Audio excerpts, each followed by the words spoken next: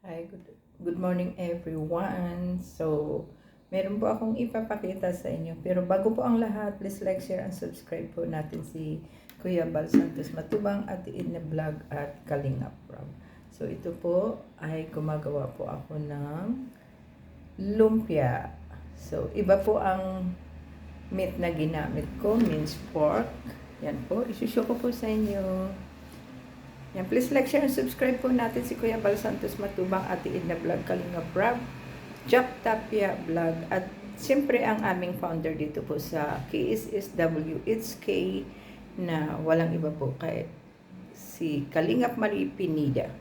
Yan po, shout out po sa lahat, and be positive lamang po tayo lahat at enjoy life sa ating buhay sa ngayon.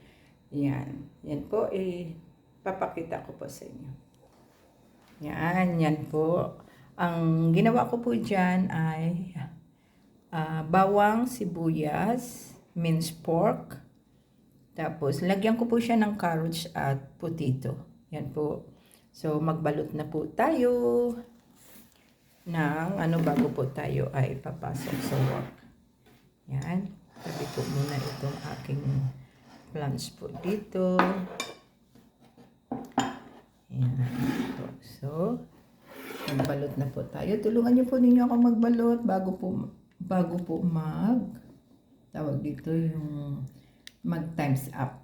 Siyempre, walang iba po yung sa ating work na wag din po tayong yan, magbalot na po tayo. Yan, madalian lang din po ito.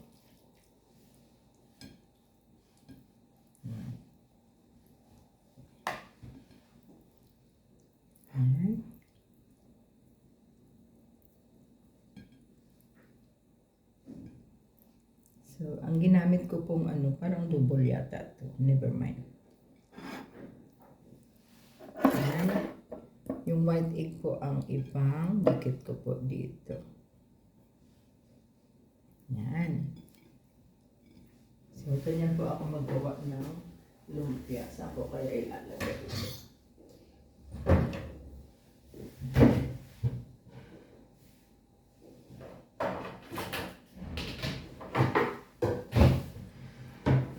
Ilagay po na natin dito ang bawat na nagawa ko.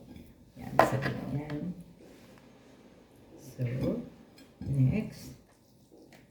Yan. Pag hindi ko po matapos ito, ay mamaya naman po yung iba. Kasi, malapit na rin po ang times up ko po ng aking work. Yan. Kinapalang ko na po siya para naman ay yung marami naman po siyang laman. Siya. So, yan po natin ng pandikit. Yan. Pero dati po ang pinangdidikit ko lang po dito ay yan. Kahit makailang gawa lang po muna ako. Actually, yung nabili ko pong ay dapat dagdagan ko po yung aking pambalot kasi baka kulang din po.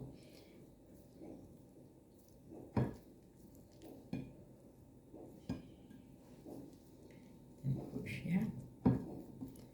Yan, para tapos po tayo ng makarami.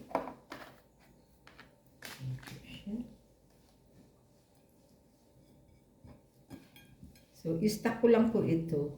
Dahil hindi po natin alam, pwede rin po natin lutuin ito kung saan po tayo pupunta. Yan. Well, ang sobrang napadami ko po yata. Napadami ko po yata. Yan. Kailangan ay lagyan po siya nating pangdikit. Yan. So, dapat pala talaga isang kutsara lang. Yan. Ang kakapal po ng yung pangbalot.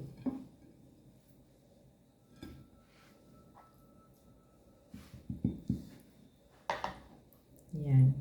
Gawin na lang po natin talaga isang kutsara.